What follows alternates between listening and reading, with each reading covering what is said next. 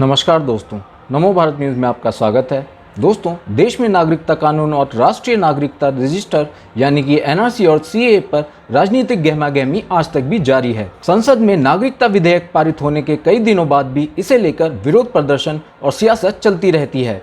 NRC और राष्ट्रीय जनसंख्या रजिस्टर यानी एनपीआर पर भी अलग अलग दल सवाल उठाते रहे हैं, लेकिन इन सब के बीच एक चीज़ और है जिसने सियासी गलियारे में हलचल मचा कर रखी है। वह है डिटेंशन सेंटर का मुद्दा। खास करके जब से प्रधानमंत्री मोदी ने दिल्ली के रामलीला मैदान में हुई अपनी रैली में डिटेंशन सेंटर का जिक्र किया था, तब से देश भर में इसकी चर्चा जोरों पर है। इसे लेकर लोगों के मन में कई सवाल हैं, लेकिन उससे पहले आप यह जरूर बताएं कि देश में एनआरसी कानून और यूनिफॉर्म सिविल कोड आने चाहिए या नहीं।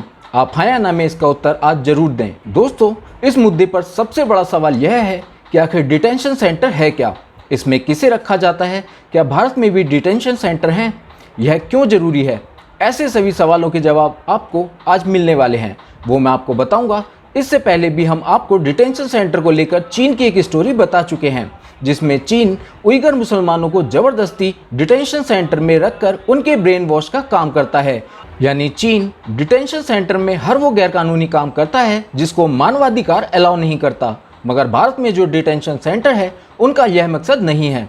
तो दोस्तों, वहीं इन रोहिंग्याओं से जुड़ी एक ताज़ा और बड़ी खबर के बारे में भी मैं आज आपको बताऊंगा कि कैसे इन्हें लेकर आज फिर राजनीतिक घमासान शुरू हो गया है। जानने के लिए इस वीडियो के अंत तक हमारे साथ जुड़े रहें। डिटेंशन सेंटर उस जगह को कहा जाता है जहां पर गैर कानूनी तरीके से बिना जरूरी वैध दस्तावेजों के अन्य देश से भागकर छुपकर आने वाले विदेशी लोगों को रखा जाता है। इसे ऐसे समझ सकते हैं कि भारत में रह रहे ऐसे लोग जो यहाँ के नागरिक नहीं हैं लेकिन बिना वैध दस्तावेजों के यहाँ रह रहे हैं, उनकी पहचान हो जाने पर उन्हें भारत में ही बने डिटेंशन सेंटर में रखा जाएगा, तब तक जब तक कि यह पता न चल जाए कि असल में वह किस देश के हैं, और इसका पता चलने पर उन्हें डिटेंशन सेंटर से वापस उनके देश भेज दिया जाता है।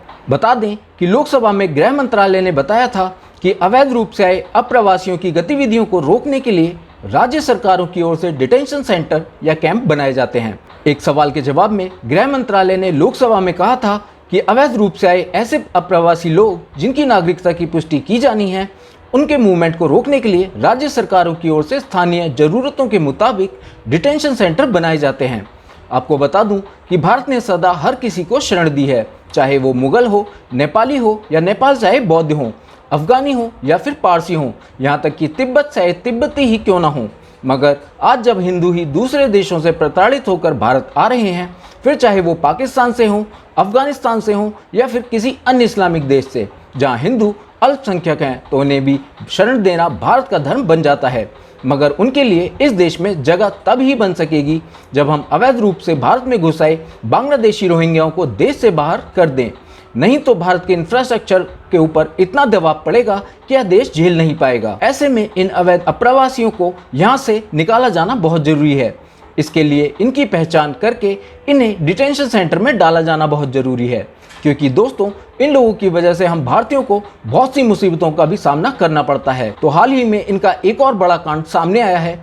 दोस्तों, 15 अगस्त को देश भर में जो देश के झंडों से व्यापार आया, उसमें सबसे मोटा पैसा कमाने वाले यही लोग थे। आप इसी से लगा लीजिए कि ऐसे और न जाने क्या क्या काम करके ये आपके और हमारे देश के नागरिकों के हक का पैसा छीन रहे हैं। और तो और ये पहले भी देश विरोधी कितनी ही वारदातों में ये लोग लिप्त पाए जा चुके हैं। तो वहीं कल से इन्हीं रोहिंग्या नागरिकों को लेकर राजनीतिक घमासान शुरू हो चुका है।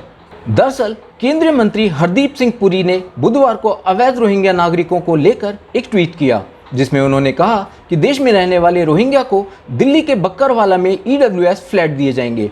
इसके साथ ही केंद्रीय मंत्री हरदीप सिंह ने उन्हें पुलिस सुरक्षा भी मुहैया कराने की बात भी अपने ट्वीट में लिखी है। वहीं रोहिंग्या को दिल्ली में फ्लैट देने के इस फैसले के बाद सियासत भी तेज हो गई।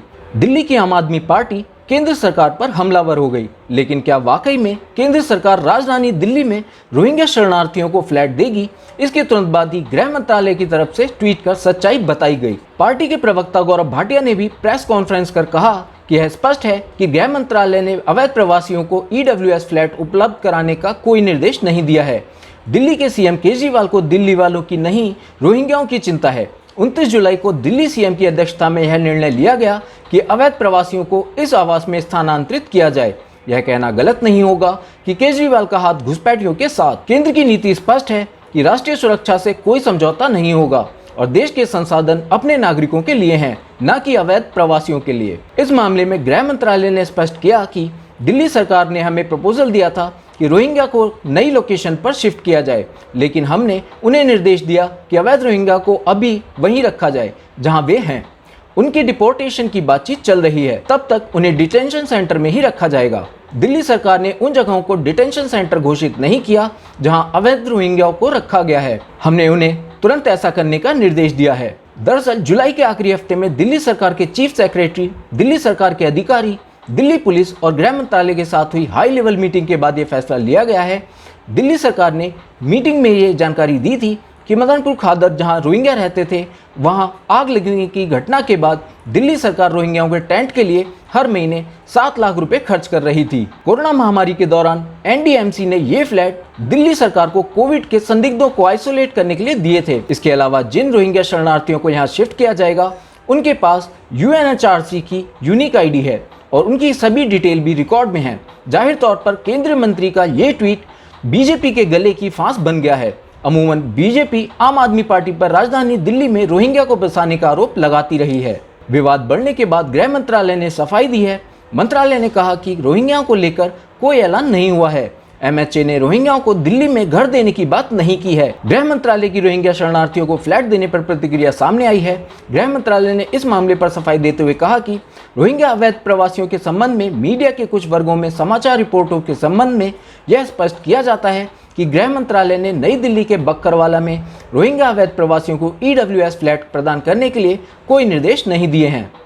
इससे साफ है दिल्ली सरकार का दोहरा चरित्र सामने आ रहा है। एक तरफ तो ये इन रोहिंग्याओं के हितैषी बनते हैं और केंद्र अगर इन्हें लेकर कोई सही फैसला ले भी तो इस पर राजनीतिक हमले शुरू हो जाते हैं। दिल्ली के इस मालिक ने पाकिस्तान से आए शरणार्थियों को आज तक सुविधाएं नहीं मुहैया करवाई हैं क्योंकि वो उसका वोट बैंक नहीं है। तो दोस्तों, अगर आपको आज की ये वीडियो पसंद आई हो तो इसे लाइक करना ना भूलें और इस वीडियो को आप ज़्यादा से ज़्यादा मात्रा में शेयर कीजिए। बाकी अगर अब तक आपने हमारे चैनल को सब्सक्राइब नहीं किया है तो जल्दी से इसे सब्सक्राइब कर लें और इसके साथ ही बेल आइकन को दबाना ना भूलें। जय हिंद, जय भारत। वीडियो को लाइक, सब्सक्राइब और शेयर करना ना भूलें। अपने विचारों को कमेंट बॉक्स में लिखकर हम तक जरूर पहुंचाइए।